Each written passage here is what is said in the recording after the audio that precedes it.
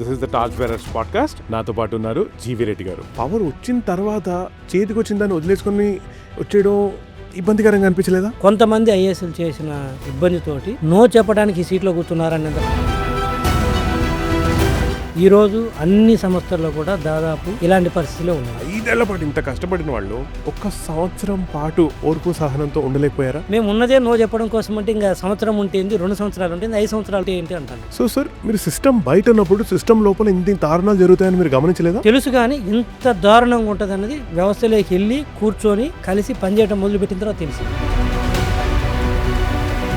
కేవలం 5% పని చేస్తే అధికారులు ఈ డెవలప్మెంట్ చూస్తున్నాం. 100% పని చేస్తే 100% పని చేస్తే అభివృద్ధి ఎలా ఉంటుందో. సో సార్, సీఎం స్థాయి వ్యక్తి కూడా ఒక ఐఏఎస్ ఆఫీసర్ పైన ఆధారపడి బతకాలి అంటే అది బ్రిటిష్ వాళ్ళు ఇచ్చిన అధికారాలు. అది ఇప్పటికీ మనం మార్చుకోకపోవటం. సార్, మీరు పొజిషన్ నుంచి బయటకు వచ్చారు, కానీ పార్టీ నుంచి ఎందుకు బయటకు వచ్చారు? నేను అనుకున్నది అంటే ఆయన ఇచ్చిన పదవి నేను వద్దనుకున్న తర్వాత, వారు వద్దనలేదు, నేను వద్దనుకున్న తర్వాత ఇక పార్టీలో కూడా కొనసాగటం. క్విట్ చేసి వచ్చేసిన తర్వాత కూడా మీకు పిలుపులు బ్రహ్మాండంగా వైసీపీ వాళ్ళు అడిగారు, బీజేపీ వాళ్ళు అడిగారు. వైసీపీ వాళ్ళు అయితే బాగా అడిగారు. Hi, this is the torch bearers podcast.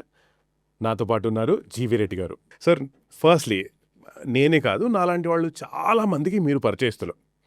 మేము టీవీలో ఎప్పుడు ఏ డిబేట్ కార్యక్రమాలు చూసినా మీరు ఉండేవాళ్ళు. మీ వాగ్దాటి, మీ స్టాట్స్తో మీరు చెప్పే పాయింట్స్ వేర్ జస్ట్ అమేజింగ్. కొద్ది గ్యాప్ తర్వాత, కొన్ని హ్యూజ్ కారణాల తర్వాత, గ్యాప్ తర్వాత now back in front of the camera, in front of a mic.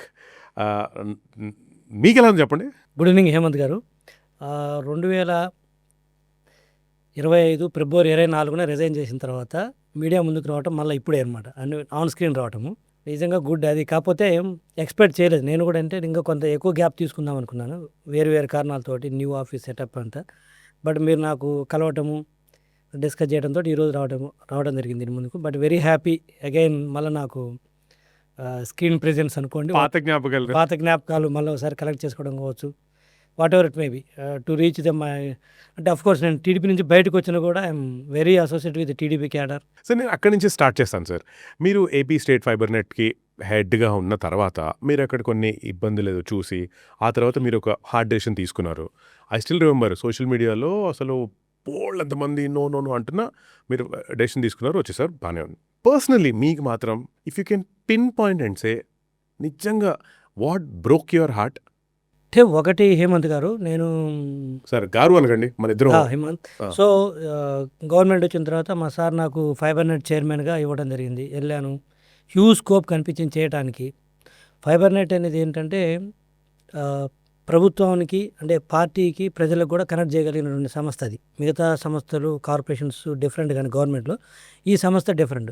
So దీంట్లో కన్నా మనం బాగా వర్క్ చేయగలిగితే ప్రభుత్వానికి మంచి పేరు వస్తుంది, పార్టీకి మంచి పేరు వస్తుంది అన్న ఉద్దేశంతో నేను ఇచ్చిన ఇమ్మీడియట్గా నెక్స్ట్ డే నుంచే స్టార్టెడ్ వర్కింగ్ అనమాట.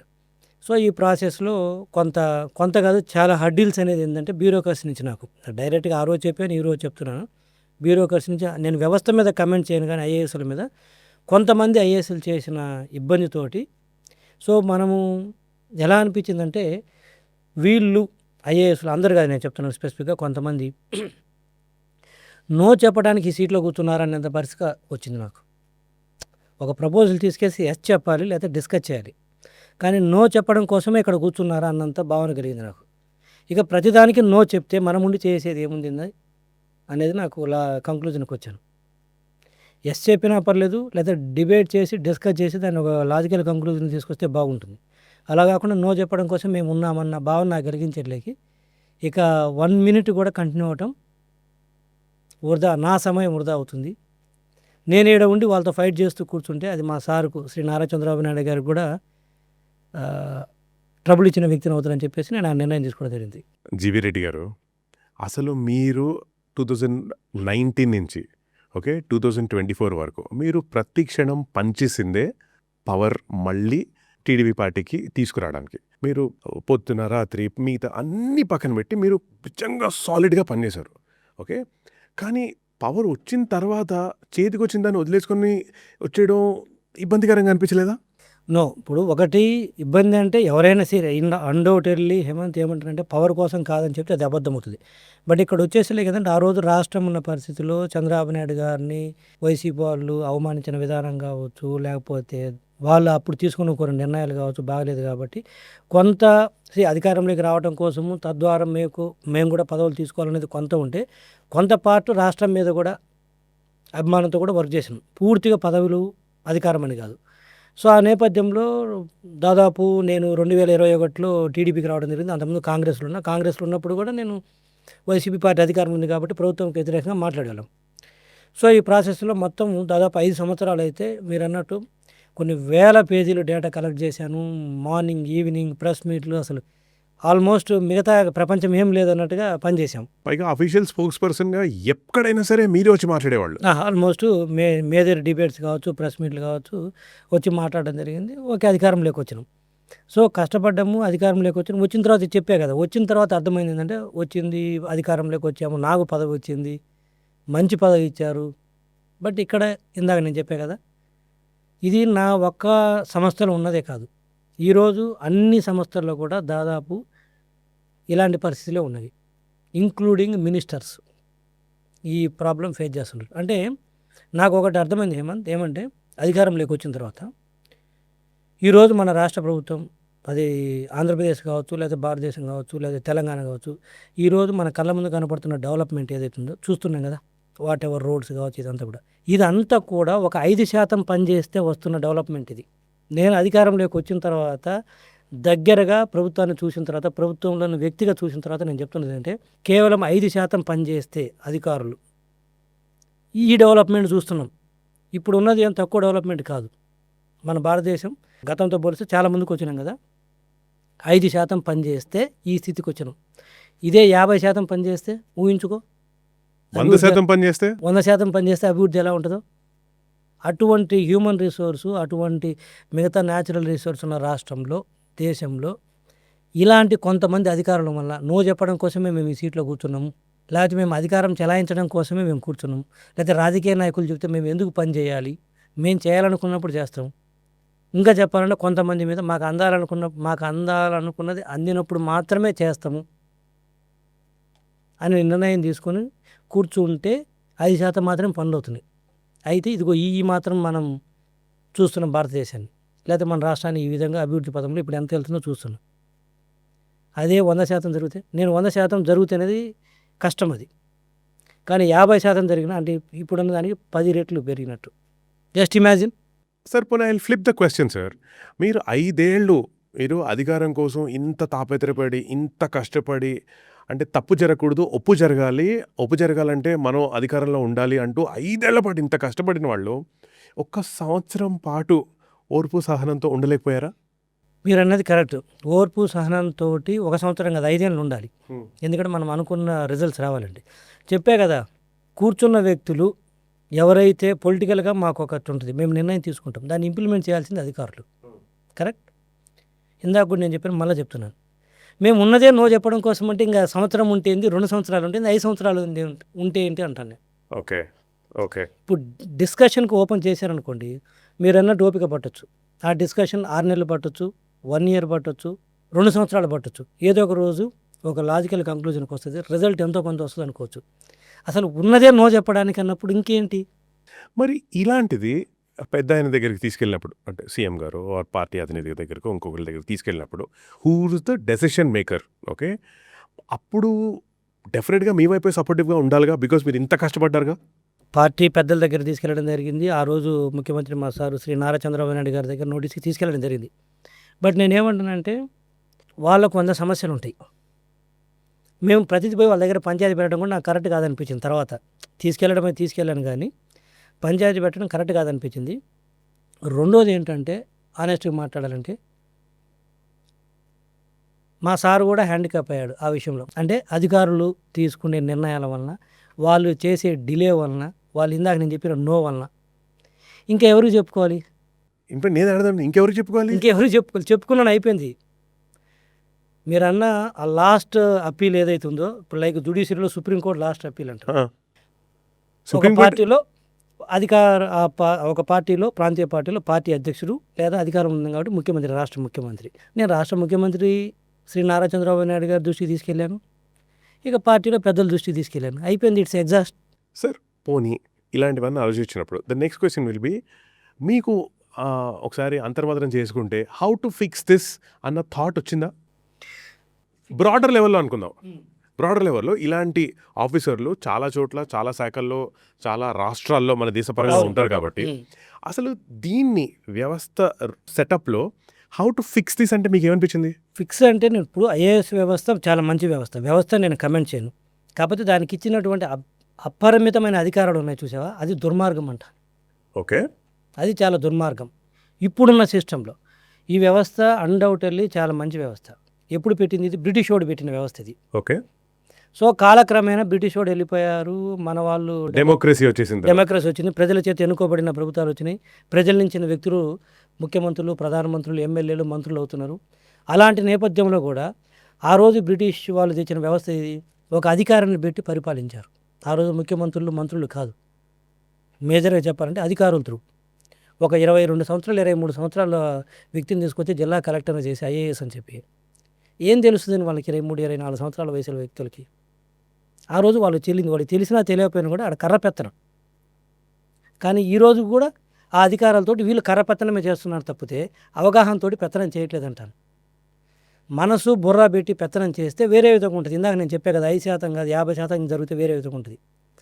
ఈరోజు కూడా వీళ్ళందరూ ఆ అపరిమితమైన అధికారాలతోటి కర్రపెత్తనం చేయాలని చూస్తున్నారు తప్పితే అధికారానికి వాళ్ళకు వచ్చిన అండర్లయింగ్ పవర్స్ ఏదైతే ఉందో ఐఏఎస్ అధికారులకు కావచ్చు, ఐపీఎస్లకు కావచ్చింది, కానీ ఇచ్చిన అధికారాలు ఉన్నాయో వాటిని ప్రాపర్గా మేమున్నది నో చెప్పడం కోసం కాదు, ఎస్ చెప్పడం కోసం, మేమున్నది సమస్యను పరిష్కరించడం కోసం, సమస్య వినకుండా ఉండటం కోసం కాదు అనేది ఆలోచిస్తే బాగుంటుంది.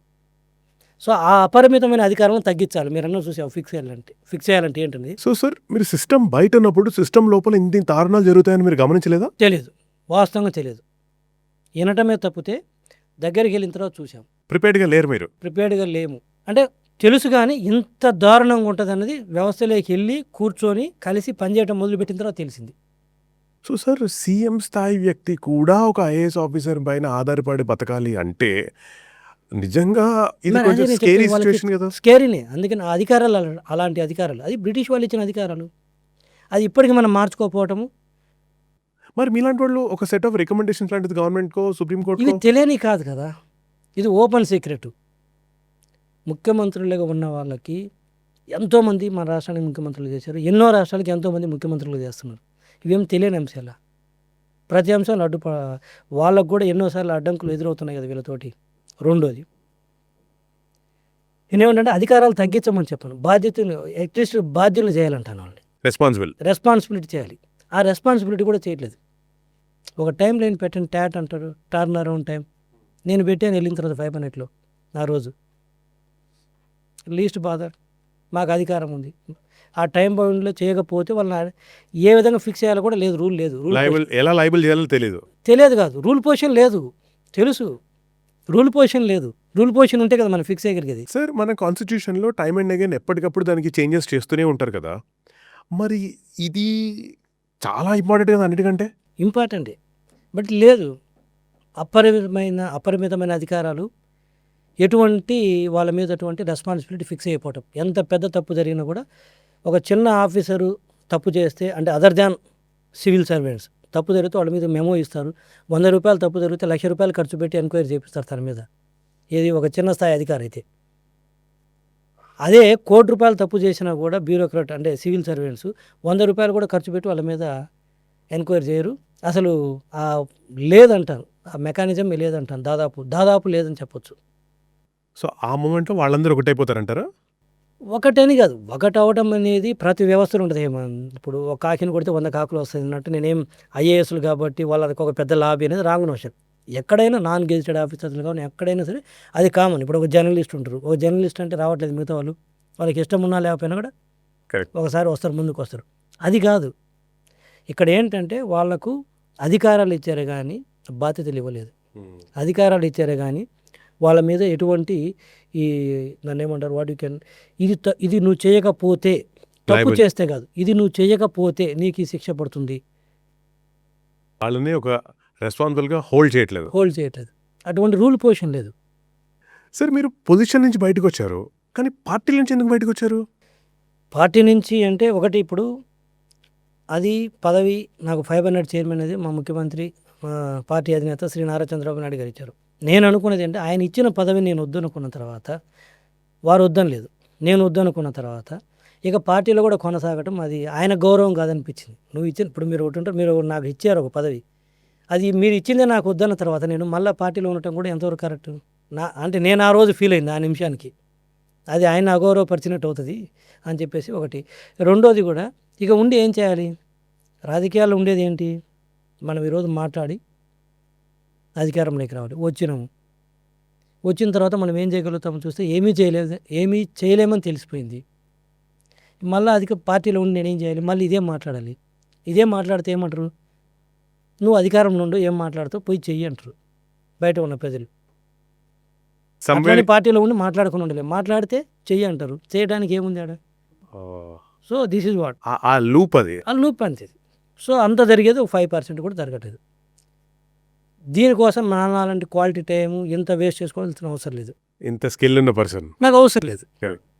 సరే, కమింగ్ బ్యాక్, ఎవరైనా సరే అంటే భారతదేశంలో మాత్రమే ప్రపంచవ్యాప్తంగా ఒక పొలిటికల్ పార్టీ నుంచి బయటకు వచ్చేస్తున్నప్పుడు ఆ పార్టీనో అదే అధినేతనో అక్కడున్న వాళ్ళనో ఏదో ఒక ప్రెస్ మీట్ పెట్టి నాన్న తిట్లు తిట్టి ఆ తర్వాత బయటకు వచ్చేసి లబ్ధి పొంది, ఇవన్నీ జనరల్గా మనం చూస్తున్న విషయం. నిజంగా అలా చేయని వాళ్ళలో ఎక్సెప్షన్స్ లాంటివి ఎవరు ఉన్నారంటే రేవంత్ రెడ్డి గారు ఉన్నారు. మనం చూస్తున్న ఎగ్జాంపుల్. ఆయన ఏనాడు బాబు గారిని ఇంకోలో మాటని బయటకు రావడం లాంటివి చేయలా. It's like a good thing అనిపిస్తుంది. మీరైతే అస్సలు చేయలే, అసలు మాట్లాడడం కాదు కదా, అసలు మీరు కంప్లీట్గా ఫార్ అవే ఉన్నారు. ఇలా ఉండడానికి మీ రీజన్ ఏంటి? ఒకటి రీజన్ ఏం సింపుల్. నాకు టీడీపీలోకి వచ్చినప్పుడు, ప్రతిపక్షంలో ఉన్నప్పుడు ఆయన నన్ను కోర్ కమిటీలో తీసుకొని సొంత వ్యక్తి లెక్క చూశాడు నారా చంద్రబాబు నాయుడు గారు. ఎంత అంటే నెంబర్ 2లో పెట్టుకున్నాడు. ఒక కోర్ కమిటీని ఫామ్ చేశాడు సార్. ఒక 10 మంది ఉంటే అందులో నేను ఒకరిని. సో అంత దగ్గరగా నేను ఆయనతో వర్క్ చేయడం జరిగింది. అంత దగ్గరగా వర్క్ చేసిన తర్వాత ఆయన ఏంటో తెలిసింది. అంతా నాకు గౌరవం ఇచ్చాడు. అధికారంలోకి వచ్చిన తర్వాత పదవి ఇచ్చాడు. నాకు ఎక్కడ అన్యాయం జరిగిందని నేను అనాలి అని, నన్ను అర్థం చేసుకోలేదన్న బాధ తప్పితే నాకు అన్యాయం చేశాడన్న బాధ నాకు లేదు.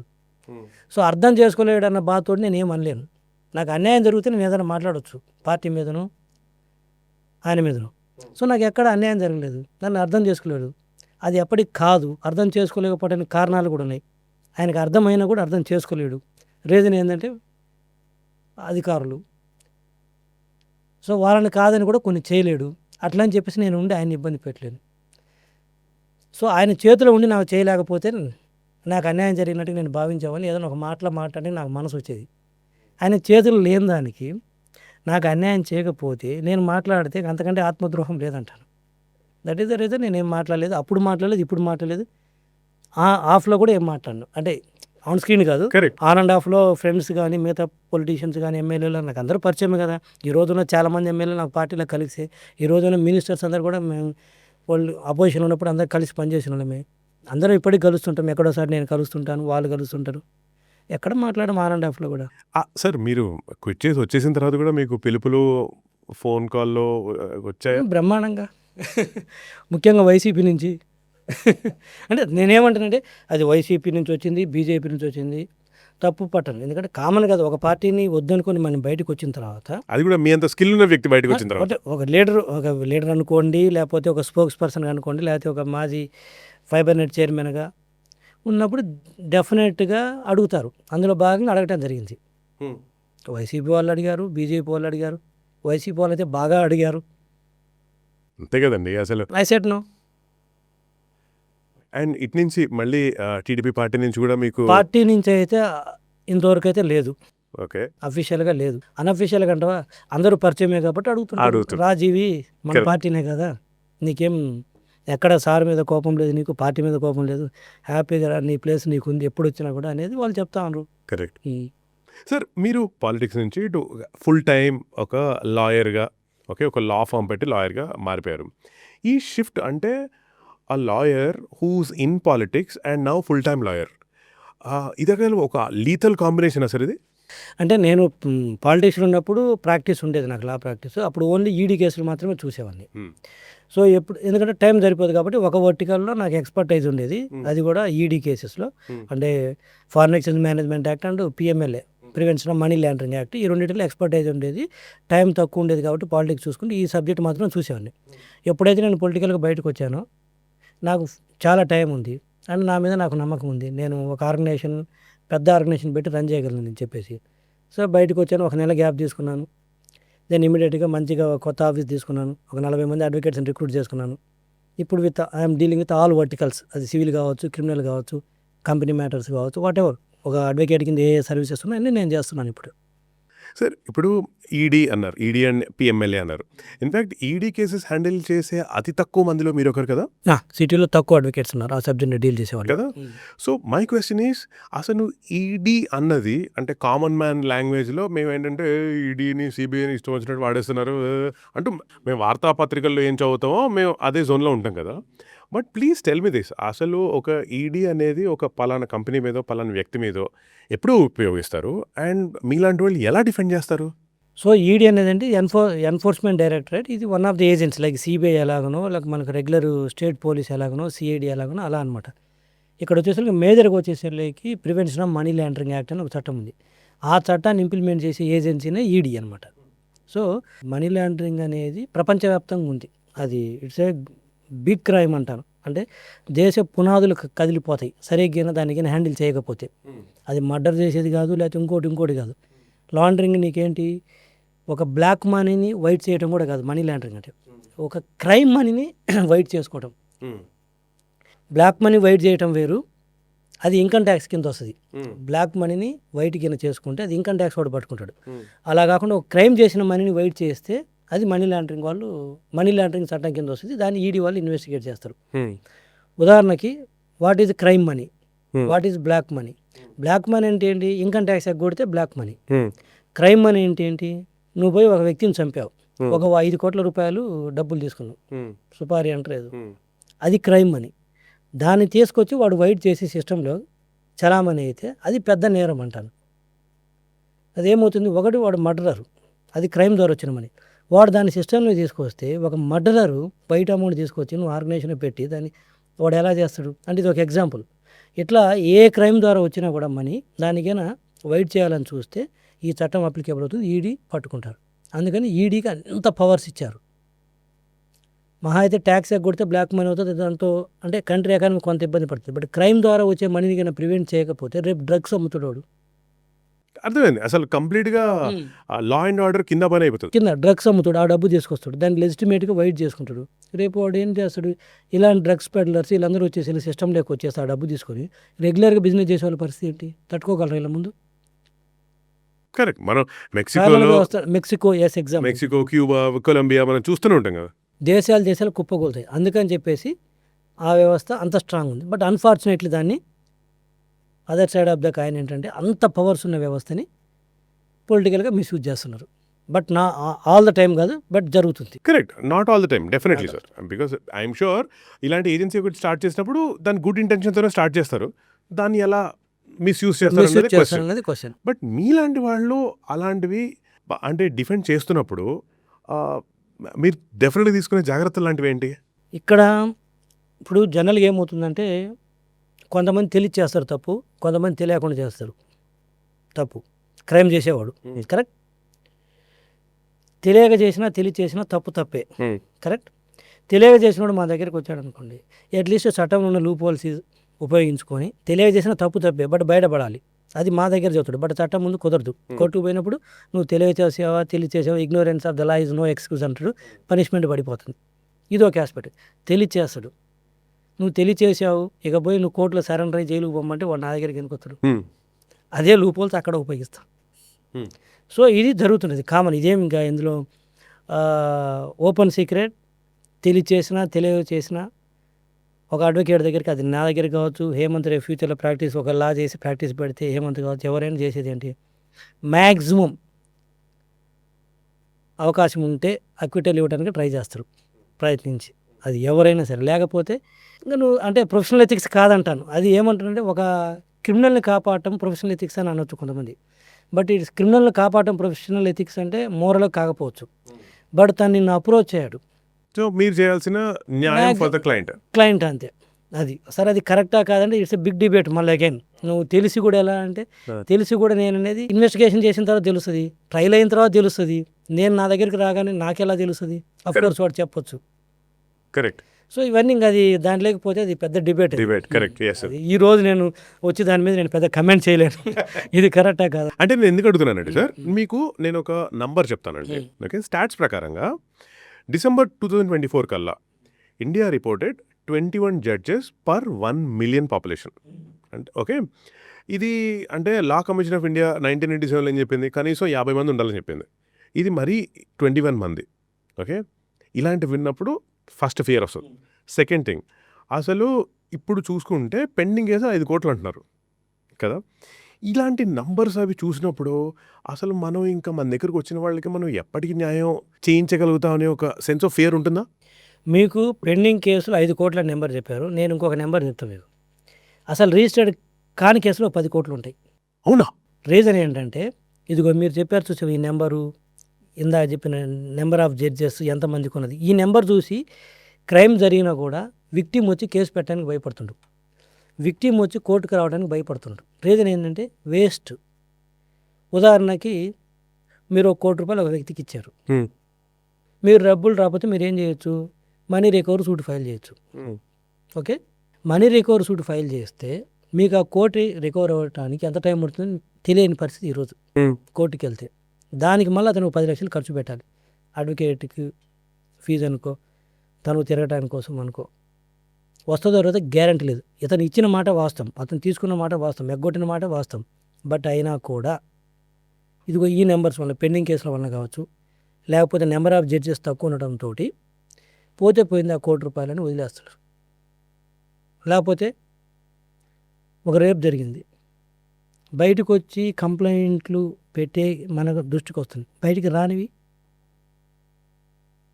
ఎఫ్ఐఆర్ కానివి 3 times 4 times ఎక్కువ ఉన్నాయంట నేను అనేది.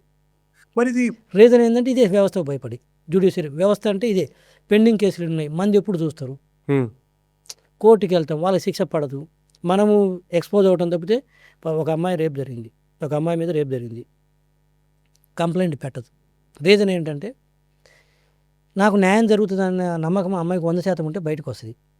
జరుగుతుందో లేదో డౌట్, అసలు జరగదని చెప్పను కానీ జరుగుతుందో లేదో డౌట్, జరుగుతూ ఎప్పుడు జరుగుతుందో తెలియదు.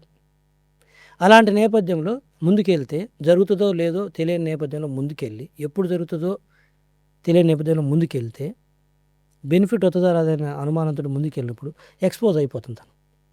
అట్లీస్ట్ ఎక్స్పోజ్గా అయినందుకైనా, అంటే ఈ అమ్మాయి రేపు గురిందని సమాజానికి తెలుస్తుంది కదా ఎక్స్పోజ్ అంటే నా ఉద్దేశం. అట్లీస్ట్ ఆ చెడ్డ పేరును తను క్యారీ చేసినందుకైనా సరే ఇంకొక 5 ఏళ్ళకైనా న్యాయం జరుగుతుందంటే తను బయటకు వస్తుంది. చెడ్డ పేరు వస్తుందని తెలిసినా బయటకు వచ్చి చెప్పినా జరగదనుకున్నప్పుడు ఎందుకంటే అట్లీస్ట్ అది జరగదన్నప్పుడు అట్లీస్ట్ పేరన్నా నిలబడుతుంది కదా మనకు. నేను రేపు గురికి కాలేదు, ఇది చాలా అంటే ఇబ్బందికరమే. అట్లా అని చెప్పేసి న్యాయం జరగలేదనే జరుగుతుంది, but delay. But justice delayed is denied. That's what. So నేను చెప్పే అంటే ఈరోజు నేను కొత్తగా వచ్చి నేను రికమెండ్ చేయటం అని కాదు, బట్ నాకున్న 9 సంవత్సరాలు 10 సంవత్సరాలు పాలిటికల్గా ఉన్నాను కాబట్టి దాంతో ఉన్న అనుభవంతో చెప్తున్నాను. ఇదేమి మిటిగేట్ చేయలేనటువంటి పెద్ద సమస్య కాదు, అంటే పరిష్కరించలేనటువంటి పెద్ద సమస్య కాదు. 20 జడ్జీలు కాదు, 50 కాదు, 500 మందినే రిక్రూట్ చేసుకోవచ్చు. మ్యాన్ పవర్ ఉంది మనకి. మరి ఎందుకు చేయం? మ్యాన్ పవర్ ఉంది, మంచి క్వాలిటీ మ్యాన్ పవర్ ఉన్నారు. ఎగ్జామ్స్ పెట్టండి, 50 పోస్టులు 60 పోస్టులు జడ్జిలు ఏంటి, ఒక 500 వేయండి, 5000 వేయండి, బిల్డింగ్స్ పెట్టండి బ్రహ్మాండంగా. ఆర్బిట్రేషన్ ఎంకరేజ్ చేయండి, ఎందుకు నడవదు? ఇందాక నేను చెప్పాక చూసావా, సే టు నో, మళ్ళీ లింక్ ఇక్కడికి, అక్కడ కూడా మళ్ళీ అదే అధికారులు నిర్ణయం తీసుకోవాలి, లా సెక్రటరీ. ఇట్స్ చాలా డేంజర్ అంటున్నాను. అక్కడ సే టు నో అనేది ఒక చూసుకుంటే అన్నిటిలో దాని ప్రభావం పడుతుంది. ఇప్పుడు మీరు అన్న అటు తిరిగితే మళ్ళీ అక్కడికి కనెక్ట్ అవుతుంది. అంటే ఎందుకు అడుగుతున్నానండి సార్, ఇగో జడ్జి వేకెన్సీలో adjournment culture, okay, weak investigations, strategic delays by lawyers, okay, ఈ 4 చూసుకుంటే అసలు ఈ సిస్టమ్ని మ్యాక్సిమం బ్రేక్ చేసేది ఏంటి, ఎవరు? నేను చెప్పిన 4 ఆప్షన్స్లో judge vacancies, adjournment culture, week investigation, strategic delays by lawyers. ఎవరు బ్రేక్ చేస్తున్నారంటారు? ఇక్కడ బ్రేక్ ఏం కాదు. ఇప్పుడు అడ్జర్న్మెంట్ డిలేస్ అంటే అడ్జర్న్మెంట్ ఎందుకు తీసుకుంటారు? అవతల అడ్వకేట్ రాకపోవటము అడ్జర్న్మెంట్ అంటారు. లేకపోతే జడ్జి వచ్చినా కూడా జడ్జి గారు టైం ఇవ్వకపోవటము. నెంబర్ ఆఫ్ కేసెస్ ఉంటుంది. ఈ లాయర్ కూడా నెంబర్ ఆఫ్ కేసెస్ ఉంటుంది. అడ్జర్న్మెంట్ తీసుకోవడం లేకపోతే టైం పర్మిట్ చేయడం. అదేం అడ్జర్న్మెంట్ తీసుకున్నంత మాత్రాన ఏదో అడ్వకేట్స్ టైం బై చేయడం అంటే ఏదో ఫీజు కోసమో ఇంకోటని కాదు. ఆ సిచ్యువేషన్స్ అలా ఉన్న పరిస్థితుల్లో అడ్జర్న్మెంట్ తీసుకుంటుంటారు. కానీ ఈ సిస్టమ్ని, జ్యుడిషియరీ సిస్టమ్ని బ్రేక్ చేసేది ఏంటి అన్నిట్లోనూ? అంటే ఇన్ ద సెన్స్ మీరంటే అంటే ఒక కేసుకి సంబంధించి కన్విక్షన్ వరకు రాకపోవడం అనేది అన్నిటికంటే ఇబ్బంది కదా. అదే రాకపోవడానికి కారణం ఏంటంటే నెంబర్ ఆఫ్ కేసెస్ ఉంటున్నాయి. ఒకసారి ఇప్పుడు పిలుస్తారు, మళ్ళీ 3 months డేట్ వేస్తారు. కరెక్ట్. మళ్ళీ ఆ 3 monthsకి అడ్వకేట్ కుదరాలి కదా. అవును. ఇప్పుడు ఇచ్చిన డేట్కి ఇప్పుడు ఈయనకు కొన్ని కేసులు ఉంటాయి, ఆ టైంకి కుదరాలి, వెళ్ళాలి. కుదరినప్పుడు ఏం చేస్తారు, తన అడ్జర్న్మెంట్ అడుగుతాడు. మళ్ళీ పడితే మళ్ళీ 6 months పడుతుంది. అసలు ఇన్వెస్టిగేషన్ అయ్యి ఇక్కడికి రావడానికి ఎంత టైం పడుతుంది? ఛార్జ్ షీట్ మనకి 60 days లేదా 90 days లోపు ఛార్జ్ షీట్ వేయాలి. కరెక్ట్. కొన్ని కేసులకు 60 days ఉంటాయి, కొన్ని కేసులకు 90 days ఉంటాయి. ఉదాహరణకి ఎన్ని 60 days లోపు ఎన్ని 90 days లోపు అవుతున్నాయంటే ఆల్మోస్ట్ 1%, 2% కూడా అవ్వవు. ఛార్జ్ షీట్ అయితే కోర్టుకు వస్తే, ట్రయల్ అయితే అక్విటివ్లో కన్విక్షన్ వస్తుంది. ఇక్కడ ఎంత డిలే అవుతుంది? దీనికి రీజన్ ఏంటి? పోలీసులు అంటే వాళ్ళు సరిగా పనిచేయట్లేదు అనేది కాదు, నెంబర్ ఎంత. ఆ లా అండ్ ఆర్డర్ ఒక సిఐ ఉంటాడు, తనే ఇన్వెస్టిగేషన్ ఆఫీసరు, తనే పోయి కాపలా కాయాలి, బయట ప్రోటోకాల్ తనే చూడాలి. ఆఫీసు తనకి ఎస్హెచ్ఓ ఉంటుంది, స్టేషన్ హౌస్ ఆఫీసర్గా తనే అడ్మిన్ చేయాలి ఆఫీస్ని. ఎన్నేం చూస్తాడు? ఎందుకు లా అండ్ ఆర్డర్ సపరేట్గా పెట్టరు? ఎందుకు ప్రోటోకాల్స్కి సపరేట్గా పెట్టరు? ఎందుకు బందోబస్తులకు సపరేట్గా పెట్టరు? ప్యూర్లీ ఇన్వెస్టిగేషన్కి సపరేట్గా పెట్టి ఒక team. The mean for that. అప్పుడు 60 days కూడా కాదు, 6 days ఈజ్ ఎనఫ్ అంటున్నాను. ఏదో కొన్ని కేసుల్లో టైం పట్టొచ్చాం, కానీ ఎస్పెషల్లీ ఇప్పుడున్న ఫోరెన్సిక్ ఎవిడెన్సెస్లో, ఇప్పుడున్న టెక్నాలజీలో ఇట్స్ వెరీ ఈజీ టు చాలా easy to catch the criminals. చేతగా కాదు, వాళ్ళకి చేయలేక కాదు, సిస్టమ్ టైం లేదు. ఒక వ్యక్తికి, ఒక సిఐకి 100 కేసులు ఎఫ్ఐఆర్లు అయితే ఎన్ని తిరుగుతాడు? కేసు డైరీ రాసుకుంటాడా? అర్థమైంది. వాడిని పిలిపించి అక్యూజ్ని పిలిపించి స్టేట్మెంట్ రికార్డ్ చేస్తారా? మన కొన్ని 100 మంది విట్నెస్లు ఉంటారు దాంట్లో. ఇది కాకుండా మధ్యలో ఏదో పొలిటీషియన్ పిలిచేదో మళ్ళీ అవన్నీ ఉంటాయి. సో ఎందుకంటే ఎందుకు తెలిసిందే కదా, ఇదేం చిన్నపిల్లని అడిగింది అంటే ఐ మీన్ టు సే ఎవరికైనా తెలిసిందే కదా. ఇన్వెస్టిగేషన్ సపరేట్గా పెట్టు, లా అండ్ ఆర్డర్ సపరేట్ పెట్టు, ప్రోటోకాల్ సపరేట్ పెట్టు, అడ్మినిస్ట్రేషన్ సపరేట్గా ఇవ్వు. మనకు మ్యాన్ పవర్ ఉంది కదా, లేకపోతే అంటున్నాను, హ్యూజ్ మ్యాన్ పవర్. దాన్ని యూజ్ చేసుకోకపోతే ఇప్పుడు అందరూ గిగ్ జాబ్స్కి వెళ్ళిపోతుండ్రు. మంచి క్వాలిటీ పిల్లలు. గిగ్ జాబ్స్ ఏంటి? జొమాటో డెలివరీ బాయ్, గిగ్ బర్గర్స్గా మారిపోతాయి. ఏంటి వాడి 10,000, 15,000, 20,000 ఇవే జాబ్స్. సిస్టంలో అంత అవసరం ఉండి కూడా అవసరం ఉంది, అవైలబిలిటీ ఉంది. Sir, on the flip side sir, ఇప్పుడు bail is the rule, jail is an exception అంటారు కదా. అవును. ఈ bail is the rule, jail is the exception అన్న లైన్ని భయంకరంగా మిస్యూజ్ అవుతున్నట్టు మీకు అనిపించదా? అంటే మిస్యూజ్ అంటే ఇప్పుడు అదర్ సైడ్ అండర్ ట్రయల్లో కూడా చాలామంది ఉన్నారు పాపం. ఆ బెయిల్ తెచ్చుకోలేకుండా లోపల ఉన్న వాళ్ళు కూడా చాలామంది ఉన్నారు. అది చాలామంది తెలియదు, మగ్గుతున్నారు పాపం. చిన్న నేరాలకు జైల్లో పోయి కూర్చొని 6 నెలలు, సంవత్సరం, 2 ఏళ్ళ నుంచి కూడా ఉన్నారు. మరి అదేమంటాం? సో ఇప్పుడు ఏమవుతుందంటే, ఒక వ్యక్తి మీద ఎఫ్ఐఆర్ అయినప్పుడు ఎలా ఉంటుంది? అతను ఏదో తప్పు చేశాడని అనుమానంతో ఎఫ్ఐఆర్ కడతారు పోలీసు వాళ్ళు. పెట్టినవాడు తనే చేశాడంటాడు. బట్ పోలీసు వాళ్ళు అయితే కంక్లూడ్ చేయలేరు కదా, తీసుకుపోయి జైల్లో పెడతారు. రేపు తనకు తప్పు చేసి ఉండొచ్చు, చేయకపోవచ్చు. సో ఒక 60 days, 90 days మ్యాక్సిమం పెట్టేసి ఇన్వెస్టిగేషన్ పూర్తి చేసి తను బయటికి పంపించాలి. ఇప్పుడు కూడా బెయిల్ ఎలా ఇస్తారో 30 days, 60 days, 90 daysకి ఇస్తారు. ఎందుకు ఆ జైల్లో పెడతారంటే ఇన్వెస్టిగేషన్ టైంలో తను బయట తిరుగుతూ సహకరించడం చెప్పేసి తీసుకుపోయి జైల్లో పెట్టి ఇన్వెస్టిగేషన్ చేస్తారు. నువ్వు ఇన్వెస్టిగేషన్ నేను 10 ఏళ్ళు చేస్తా కాబట్టి నేను 10 ఏళ్ళు జైల్లో కూర్చోబెడుతున్నట్టు కరెక్ట్ కాదు కదా తన్ని. మరి ఆన్ ద ఫ్లిప్ సైడ్ అందుకనే బెయిల్ ఈజ్ రూల్ అంటారు. బెయిల్ ఎప్పుడు ఇలా అరెస్ట్ చేస్తే అలా బెయిల్ కాదు. టైం ఉంది దానికి, 30 days, 60 days ఉంది. ఈలో మీరు ఇన్వెస్టిగేషన్ కంప్లీట్ చేయండి. మీరు కంప్లీట్ చేయకపోతే తను సంవత్సరాల్లో, నెలల తరబడి పెట్టడానికి లేదు. అందుకని బెయిల్ ఇస్తారు. మరి పెద్ద కరప్షన్ కేసులో ఉన్నవాళ్ళు 10 ఏళ్ళు, 15 ఏళ్ళు బెయిల్ మీద బతికేయడం కూడా రైట్ కాదేమో కదా సార్? ఒక సైడ్ ఏమో రైట్ కాదు, ఇంకో సైడ్ అయితే నువ్వు ఇన్వెస్టిగేషన్ పూర్తి చేసి ట్రయల్ ఫినిష్ చేస్తే, ఛార్జ్ షీట్ ఫైల్ చేసి ట్రయల్ అయిపోతే తెలుస్తుంది కదా. ఇప్పుడు వాడు బయట ఉన్నాడు అనేది కొంతమంది మేనేజ్ చేసి బయట ఉంటారు. ఏది అసలు ట్రయల్కి రానియకుండా డిలే చేస్తూ అక్కడున్న లూప్ హోల్స్ అనుకోండి, లేకపోతే డేట్లు రానియకుండా లాంగ్ డేట్స్ తీసుకుంటూ ఒకటి. రెండోది వీళ్ళే ముందుకు రారు కదా అంటున్నా. అండర్స్టాండ్. ఇప్పుడు ఒక ఎక్స్ టాప్ పొలిటీషియన్ అనుకుందాం, 10 సంవత్సరాల నుంచి బెయిల్ మీద ఉన్నారు. మనకేమనిపిస్తుంది, ఇతను పెద్ద స్థాయిలో ఉన్నాడు కాబట్టి, మేనేజ్ చేస్తున్నాడు కాబట్టి 10 సంవత్సరాల నుంచి బయట ఉన్నాడు అందాం.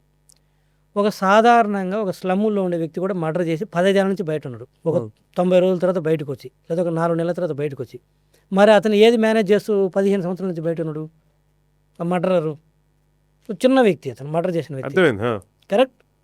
అతను ఎవరిని మేనేజ్ చేసి కనీసం తనకు అడ్వకేట్ని కూడా పెట్టుకోలేడు. మరి ఎలా జరుగుతుందంటారు ఇక్కడ? అప్పుడు అర్థమైందా? అతనైతేనేమో పొలిటీషియన్, టాప్ పొలిటీషియన్ లేకపోతే పెద్ద వ్యక్తి కాబట్టి మనీ పవర్ అనుకుంటాం అని అనుకుంటాం. మరి అదర్ సైడ్ ఆఫ్ ద కానీ వీడు 15 ఏళ్ళ నుంచి బయట ఉన్నాడే, వీడు లాయర్ కూడా లేడు, వీడికి ఇతనికి లాయర్ కూడా లేడు. తనకైతే ముఖ్యమంత్రులు, మంత్రులు అందరు బలుగుతారు, జడ్జిలు బలుగుతారు అనుకుందాం కాసేపు. పెద్ద పెద్ద సుప్రీంకోర్టులు గంటకు ₹1 కోటి తీసుకుని సుప్రీంకోర్టు అడ్వకేట్లు ఇతనికి ఉంటారు. ఇద్దరు బయట ఉంటున్నారు 15 ఏళ్ళ నుంచి. అంటే ఎక్కడుంది గ్యాపు? అది వాస్తవం. ట్రయల్ స్పీడ్ కాకుండా ఇది వాస్తవం. వీళ్ళు స్పీడ్ చేయట్లేదు ట్రయల్. ఇన్వెస్టిగేటింగ్ ఏజెన్సీస్ ఛార్జ్షీట్ అయిపోవడం, కానీ ఛార్జ్షీట్ వేసిన తర్వాత మీరు ఇందాక అన్నట్టు జడ్జిలు తక్కువ ఉండి, కేసులు ఎక్కువ ఉండి ట్రయల్కి రాకపోవడంతో కూడా అది వీడు తప్పు కాదే. సో మన ఎట్లా చూద్దామంటున్నాను, ఇద్దరు బయట ఉన్నారు, సిస్టమ్ ఎర్రర్. ఒకడికి అడ్వకేట్ లేని పరిస్థితి అయితే, ఒకడికేమో గంటకు ₹1 కోటి ఇవ్వగలిగినటువంటి స్తోమత ఉన్నటువంటి ఇంకొక అక్యూజ్డ్ అసలు అడ్వకేట్ని పెట్టుకోలేని అక్యూజ్డ్. ఇద్దరు 15 ఏళ్ళ నుంచి బయట ఉన్నారు. సో మీరు చూస్తున్న లూప్ హోల్ ఏంటి? ఇది సిస్టమ్. సో ఆటోమేటిక్గా ఏదైతే అడ్వకేట్ని కూడా పెట్టుకోలేని అక్యూజ్డ్కి ఉన్న సిస్టంలోని లూప్ హోల్స్ క్లియర్గా కనపడుతుంది. వాడు బయట ఉన్నాడంటే ఏంటి కారణం? తన కెపాసిటీతో కాదు, లూప్ హోల్స్ తోటి. ఆ లూప్ హోల్స్ని ఇతను జాగ్రత్తగా ఉపయోగించుకుంటాడు. ఒకవేళ తన జోలికి వస్తే అట్లని చెప్పేసి అన్నీ అలా లేవు, కరెక్ట్. కొన్ని వస్తున్నాయి, ముందుకు వచ్చేసినాయి. సంవత్సరంలో 6 నెలల్లో కన్విక్షన్ వచ్చినవి ఉన్నాయి, కరెక్ట్. అలా 6 నెలల సంవత్సరం వచ్చేటప్పుడు ఇతను అడ్వాంటేజ్ తీసుకుంటుంది. ఎవరు? ఖర్చు పెట్టగలిగిన వ్యక్తి, correct. At the same time ఇందాక నేను చెప్పా కదా, 15 ఏళ్ళ నుంచి బయట ఉన్నాడు అడ్వకేట్ కూడా పెట్టుకోలేని వ్యక్తులని. వాళ్ళు 15 ఏళ్ళ లోపలికి పోయి కన్విక్షన్ వచ్చిన వాళ్ళు కూడా ఉన్నారు, అడ్వకేట్ పెట్టుకోలేని వ్యక్తి. ఎందుకంటే సిస్టమ్, కరెక్ట్. సో అంటే దీన్ని రెండింటిని కూడా మ్యాచ్ చేయాలంటారు. సో జస్ట్ ఇదే కాంటెస్ట్లో నేను అడిగే question is, what's the most common legal way wear ఇది కేసు పొడిగించడానికి వాడే కామన్ లీగల్ వే ఏంటి? జనరల్ నోషన్ ఏంటంటే అడ్వకేట్లు పొడిగిస్తారు అనేది ఉంది, అది రాంగ్ నోషన్. అవును, ఆఫ్ కోర్స్ ఉంది, బట్ అది ప్రైమరీగా ఆలోచిస్తున్నారు బయట, అది కరెక్ట్ కాదంటాను. ప్రైమరీగా ఉండేది ఏంటంటే జ్యుడిషియరీ సైడ్ ఉన్న ఫాల్టే. ఓకే. ఆ తర్వాత దానికి చన్నీళ్ళకి వేడి నీళ్ళు అన్నట్టు వీళ్ళు దానికి అడిషనల్గా తీసుకుంటారు డేట్స్. నేనేమన్నా అంటే ఇద్దరు అడ్వకేట్లు కోర్టుకు వచ్చి రెండు వైపుల పార్టీలు సహకరించినంత వరకు బ్రహ్మదేవుడు దిగి వచ్చినా కూడా ఆ కేసును ఒక కొలికి తీసుకురావడం కష్టం. అంటే మరీ అంతగా టూ మచ్ కాకపోయినా అంత డిఫికల్టీ ఉందనేది నా ఉద్దేశం.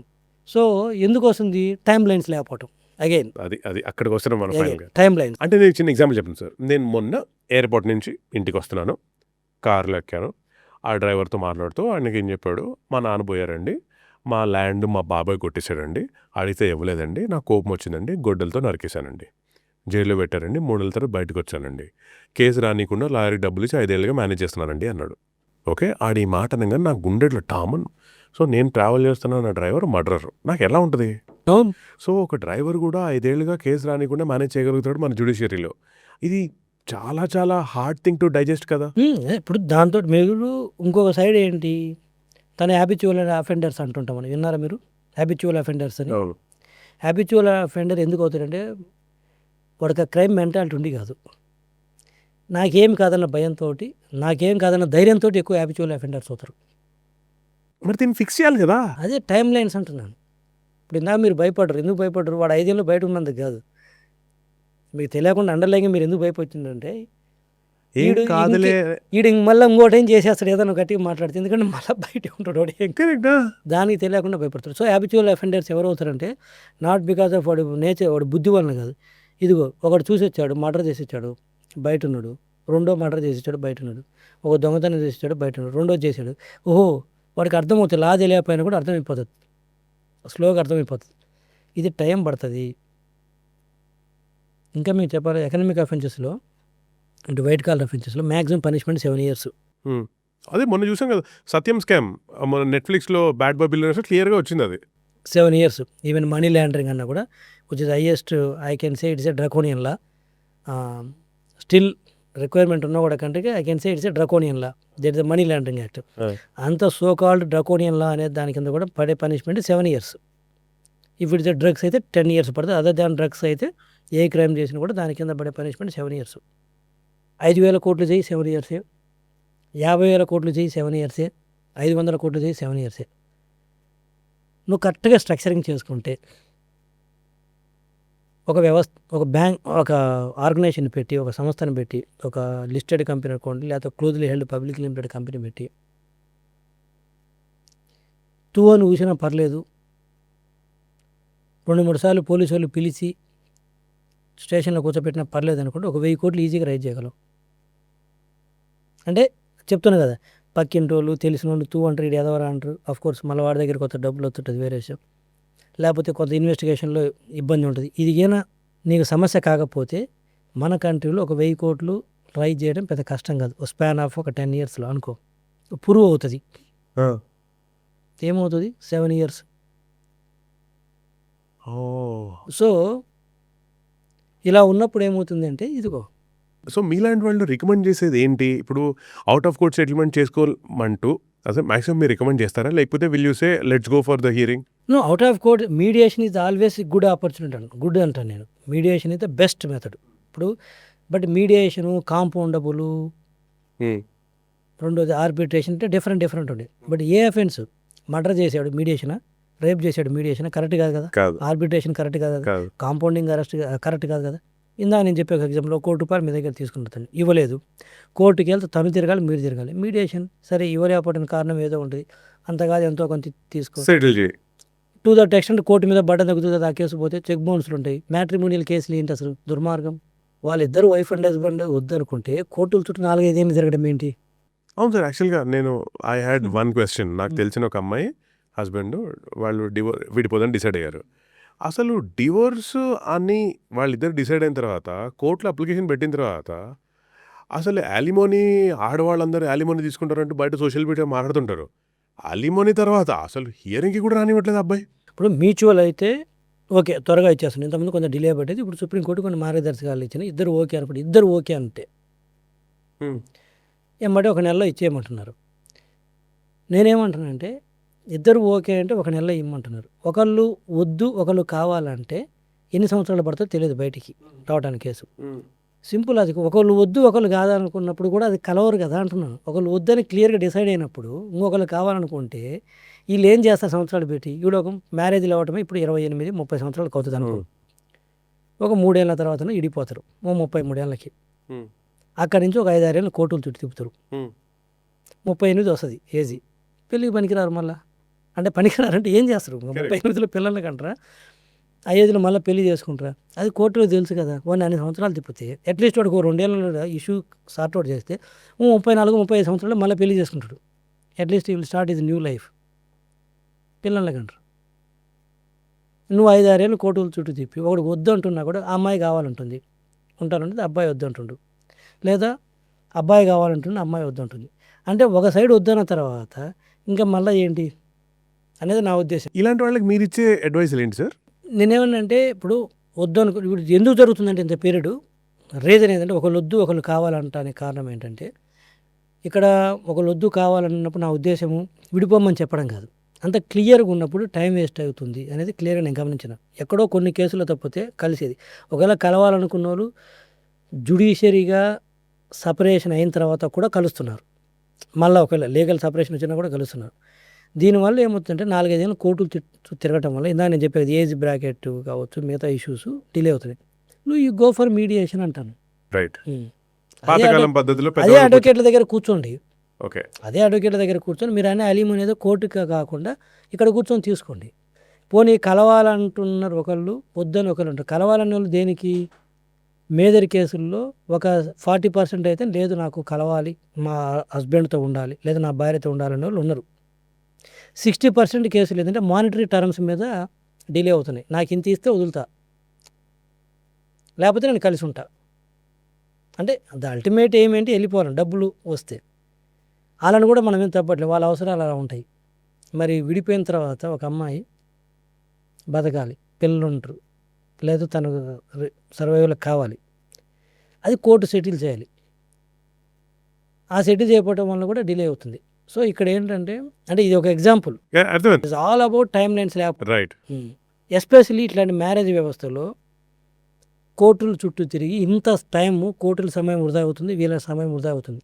అంటే ప్రొడక్టివిటీ ఇటల్లో చాలా అంటే తక్కువ. అమూల్యమైన సమయం వేస్ట్ సమయం అయిపోతుంది. అందరిది వేస్ట్ అవుతుంది, కోర్టులది వేస్ట్ అవుతుంది, వీళ్ళది వేస్ట్ అవుతుంది. Right. అది నేను కాంట్రవర్సీగా చెప్పట్లేదు, ఇంకోటి కాదు.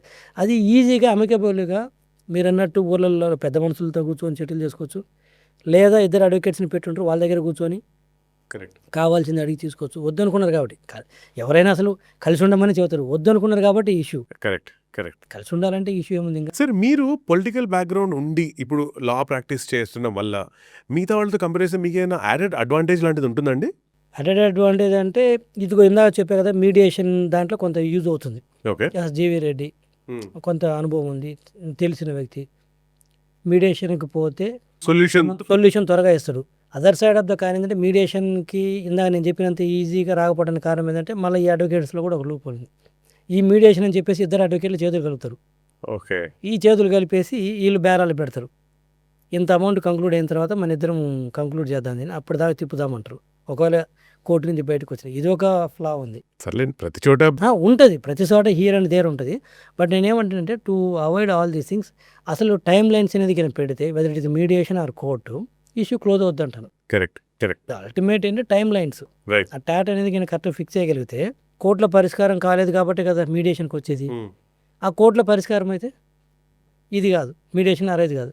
మీడియేషన్ అరైజ్ కానప్పుడు ఈ అడ్వకేట్ చేతులు కలపడం అనేది ఉండదు. సో దిస్ ఇస్ వాట్ అంతా మళ్ళీ తిరిగి ఎక్కడికి వస్తుంది, time lines. Correct. Sir, coming back, నేను ఐ లాస్ట్ యూ అదర్. నేను మొన్న హర్షద్ మెహతా స్కామ్కి సంబంధించి నేను మొత్తం ఆ సిరీస్ చూస్తున్నాను. ఆ సిరీస్ చూసి అందులో రామ్ జెట్మలానీ అనే చాలా లర్న్డ్ అడ్వకేట్ లాంటివన్నీ చెప్పారు. నేను చూసి మరి అంత గొప్పడైతే హర్షద్ మెహతాని ఎందుకు ఈయన సపోర్ట్ చేశాడు అనిపించింది. దాని తర్వాత ఒక సెరిల్ చెక్ చేస్తే జెసికా లాల్ మర్డర్ కేసులో కూడా ఆయన మను శర్మని ఆయన డిఫెండ్ చేశాడు. అరే నువ్వు అంటే క్లియర్గా తెలుస్తోంది ఈజ్ ద రాంగ్ గాయ్, ఆ రాంగ్ పర్సన్ని తప్పు చేసిన వాడిని ఈయన డిఫెండ్ చేస్తున్నాడు, కానీ ద మోస్ట్ రెస్పెక్టెడ్ లాయర్ అంటారు. అలా ఎలా? అదే నేను చెప్తాను, మరీ హీనస్ క్రైమ్స్ లాంటి కొన్ని మినహాయిస్తే ఇన్ జనరల్గా అది ఇండియాలోనే కావచ్చు, వరల్డ్లో కావచ్చు, ఎక్కడైనా సరే, ఇందాక ఫస్ట్లో చెప్పాను ప్రొఫెషనల్ ఎథిక్స్ అని చెప్పా కదా, వచ్చినప్పుడు you have to accept. But మారలీ wrong sir. అదే మోరల్లీ రాంగ్, అదే ఇందాక చెప్పాను, మోరల్గా రాంగ్. బట్ లా ఏం చెప్తుంది, when one solicitor to you you must accept అని చెప్తుంది. అంటే నిన్ను ఒక వ్యక్తి ఆ రోజుకి అతను అక్యూజ్డ్. ఇది కూడా బ్రిటిష్ లా అయినా Of course. ఇది చెప్పింది కూడా? కోర్స్ బ్రిటిష్ లా అంటే అప్పటి నుంచి ఉన్న చట్టాలు మనం ఇప్పుడు కొన్ని చేంజెస్ చేసుకున్నాం. కానీ అంటే నేనేమన్నంటే, మీరు అన్నది ఒక రకంగా చూస్తే మోరల్గా చాలా తప్పు, కొన్ని తెలుసుంటాయి. బట్ కొన్ని సందర్భాల్లో ఏమవుద్దంటే, who is lawyer to deciding, తను తప్పు చేశాడా లేదా నా దగ్గరికి రాగానే నేను ఎవరిని డిసైడ్ చేయడానికి, నువ్వు తప్పు చేసావు కాబట్టి కోర్టులో ఉండు అని చెప్పడానికి, ఐ మీన్ కోర్టులో సరెండర్ అయిపోయి జైలుకి పోమని చెప్పడానికి. కరెక్ట్. లేదు, ఒక వ్యక్తి వచ్చాడు నా దగ్గరికి, సార్ రేప్ చేశాను లేదా మర్డర్ చేశాను, సేవ్ చేయమంటాడు. మరి నువ్వు చేసావు, మోరల్గా నేనేమంటానంటే, ఇదిగో నేను టీవీలో కూడా చూశాను, నువ్వే మర్డర్ చేసావంట లేదా నువ్వే రేప్ చేసావంట న్యూస్లో వస్తుంది, నేను టేకప్ చేయను అనుకో, వాడి పరిస్థితి ఏంటి? సార్ టీవీలో మీడియా వాళ్ళు వాళ్ళ కన్జంప్షన్ కోసము, పబ్లిక్ కన్జంప్షన్ కోసం, లేకపోతే రేటింగ్స్ కోసం వేస్తున్నాడు. బట్ నేను కాదు చేసింది అని వాడు మొత్తుకుంటాడు. ఒక సెలబ్రిటీ ఉండు, ఇతను డ్రగ్స్ కేసులు ఇరుక్కున్నాడు, బాగా డ్రగ్స్ ఇలాంటి అమ్మాయిల విషయంలో అయితే బాగా హైలైట్ చేస్తుంది కదా మీడియా. అతను లాయర్ దగ్గరికి వచ్చాడు, నా దగ్గరికి వచ్చాడు. నేను ఇప్పుడే TV9లోనో ఎక్సో వైయో వాట్ ఎవర్ అన్ని ఉన్న ఛానల్స్ ఇవే కదా, ABNలో TV5 what ever it maybe, ఇప్పుడే చూశాను అన్ని ఛానల్స్లో బ్రేకింగ్ వస్తుంది, నువ్వేనంట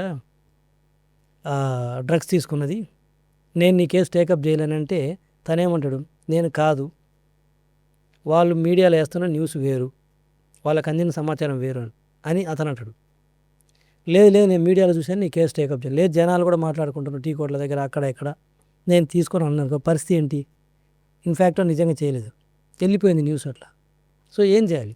అది I'm not judge to decide across the table. Right. తీసుకొని కేసు తన ఫ్యాక్ట్స్ని తీసుకుంటే కొంత ఇన్వెస్టిగేషన్ పోలీసు వాళ్ళు చేస్తారు, నేను కలెక్ట్ చేసి నేను డేటా చేస్తాను, ఈ రెండు తీసుకుపోయి జడ్జి గారు ముందు పెడదాము, ట్రయల్ అవని. సో అది కూడా ఉంది కదా అంటున్నాను. ఎన్ని కేసులు మనకు మీడియాలో వచ్చినాయి నిజమైన చెప్పు, ఎన్ని కేసులు మీడియాలో రాని నిజం కాలేదో చెప్పు. కరెక్ట్. ఇన్ఫ్యాక్ట్ సార్ నాకున్న one of the question was that facts verify చేయకుండా న్యూస్ ప్రజెంట్ చేయడం కూడా లైబులేనా? అది లైబుల్ కానీ ఎంతమంది చేస్తున్నారు అంటున్నారు. ఎందుకు చేయరు? ఇప్పుడు మొన్న ఉదాహరణకి జమ్మలమడుగు ఎమ్మెల్యే ఆదినారాయణ రెడ్డి గారు ఉన్నారు. వాళ్ళ కొడుకు సుధీర్ రెడ్డి అని ఏదో డ్రగ్స్ కన్జ్యూమ్ చేస్తూ వెరీ లిటిల్ డ్రగ్స్ కూడా కాదు ఇది వాట్ చిన్న స్మాల్ క్వాంటిటీ దాన్ని ఎంత హైలైట్ అయింది. ఆదినారాయణ రెడ్డి కొడుకు ఎమ్మెల్యే కొడుకు అంటే పలానా పార్టీ, మీడియానే పలానా- కదా, పలానా పార్టీ బీజేపీకి అంటగట్టారు, వ్యక్తికి అంటగట్టారు, బయట పబ్లిక్ డిస్కస్ చేశారు, మీడియాలో మాట్లాడారు.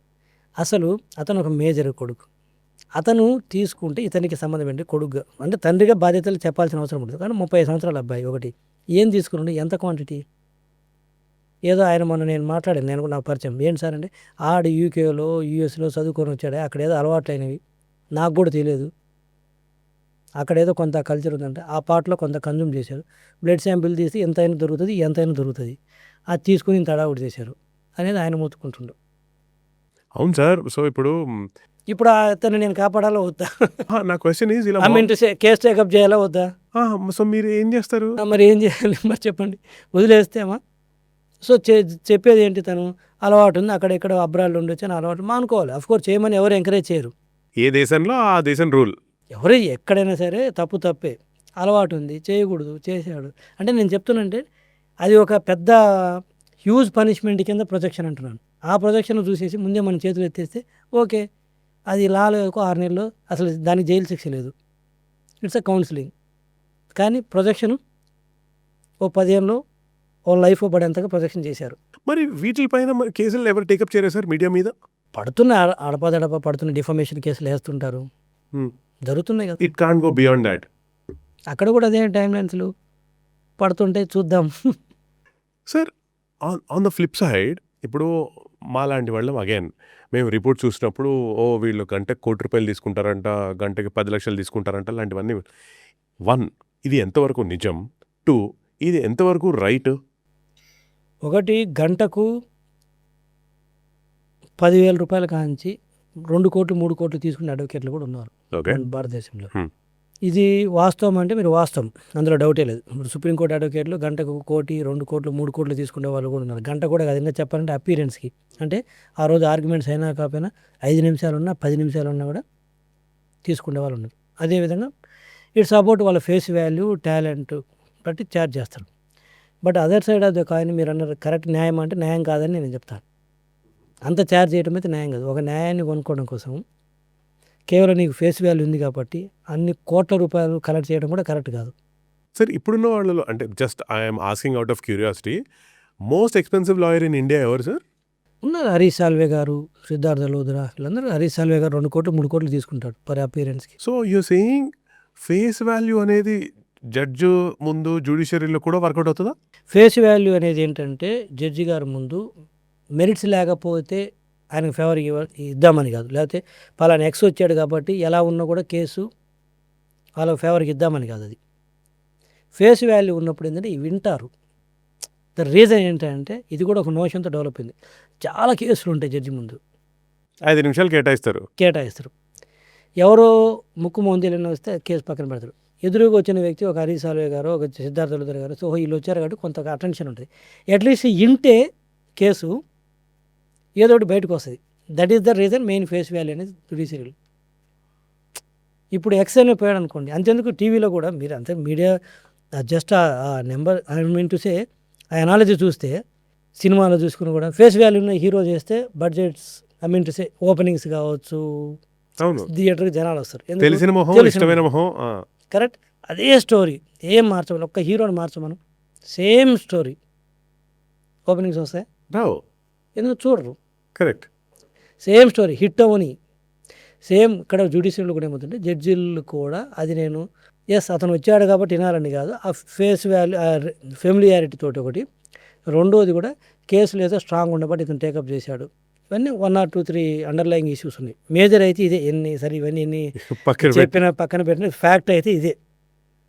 It's not subject. Of course వాళ్ళ సబ్జెక్ట్ అదే కదా, undoubtedly they are experts in that. But అంతే ఎక్స్పర్ట్ అయితే ఉన్న వాళ్ళు ఇంకా చాలామంది ఉన్నారు. Sir at the same time ఇంకో వైపు నుంచి ప్రోబోనో అంటారు. అంటే సర్వీస్‌గా మీరు ఫ్రీగా కొన్ని కేసులు టేకప్ చేసి చేయాలి అంటారు. అనడానికి బానే ఉంది. కానీ నిజంగా టేకప్ చేస్తారా? చేస్తారు కానీ తక్కువ ఉంటాయి. మీరు చేస్తుంటారా? తక్కువ ఉన్నాయి నేను కూడా. ఓన్లీ బికాస్ ఆఫ్ మీరు టైం కేటాయించలేకపోవడమే. టైము ఎక్స్‌పెన్సెస్ ఇప్పుడు నేను మనతో తెలియదు 25-30 lakhs I have to spend on my office. Correct. Correct. ఆ! ఫ్రీ సర్వీస్ చేయకూడదని కాదు. ఒకసారి స్టార్ట్ చేయడం మొదలు పెడితే డబ్బులు ఉన్నోడు కూడా ఫ్రీ సర్వీస్ అంటాడు. ఓకే. ఓకే. అట్లని నేను చేయట్లేదు, నేను చేస్తుంటా. కొన్ని ఇంకా కోర్టు ఫీజులు కూడా కట్టి చేసేవి కూడా ఉన్నాయి నేను 1-2. ఆహా! Not only service. ఇప్పుడు వాళ్ళు బెయిల్‌కి ఇచ్చుకోవడానికి షూరిటీ బాండ్లు 5,000, 10,000 కట్టాడు. అవి కూడా కట్టి చేస్తుంటారు. ఓకే. బట్ నాట్ మచ్ అంటున్నాను. రైట్. రైట్.